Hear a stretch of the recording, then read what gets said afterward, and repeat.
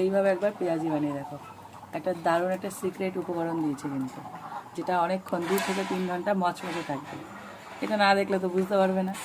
দেখো আর বানিয়ে খেয়ে নাও চটপট। তেলে ভাজা খেতে ভালোবাসে না এরকম কেউ পাওয়া যায় না, সবাই ভালোবাসে। কিন্তু সেই তেলে ভাজা যদি মুচমুচে না থাকে ভালো লাগে? তো আজকে একটা এমন উপকরণ দেবো যেটা 2-3 ঘন্টা তেলে ভাজাটা মানে যেটা বানাবো সেটা হলো পেঁয়াজি, অনেকক্ষণ মুচমুচে থাকবে। তো চলো শুরু করি।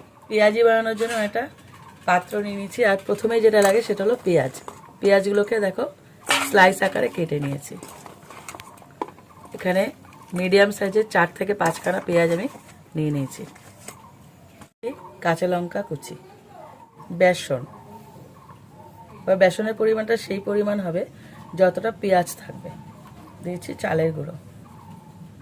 আর বলেছিলাম না যে উপকরণটা দিলে মচমচে থাকবে না, এখন সেটা হলো ময়দা। দিয়ে দিয়েছি স্বাদ অনুযায়ী লবণ, কিছুটা কালো জিরে, হলুদ গুঁড়ো, লঙ্কার গুঁড়ো আর ভাজা জিরের গুঁড়ো। এবার ভালো করে আগে মশলাগুলো পেঁয়াজের সাথে মেখে নেব। প্রথমেই জল দেওয়া যাবে না, কারণ এটা একদম পাতলা হয়ে যাবে। অল্প অল্প করে জল নেব আর মেশাতে থাকবো।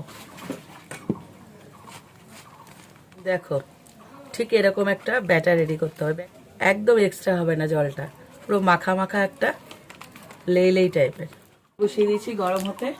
আর এদিকে দেখো পেঁয়াজিগুলোকে না একটা সিস্টেম আছে, এরকম নেবে, একদম তো আঠালো, চ্যাপটা করবে, দেখবে ভেতর অবধি একদম ক্রিস্পি হবে, না হলে কাঁচা থেকে যাবে।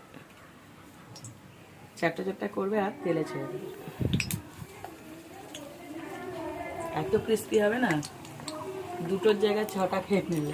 পেঁয়াজি এমনি ভালো লাগে, মুখরোচক। হ্যাঁ দেখো কি সুন্দর একদম মচমচে হয়ে গেছে। ঠিক এরকম কালচে করে ভেজে তুলে নিতে হবে। কালচে ঠিক না, লালচে। এর উপর থেকে একটুখানি বিট নুন ছড়িয়ে দেবে, আর কিচ্ছু লাগবে না, দারুণ জমে যাবে।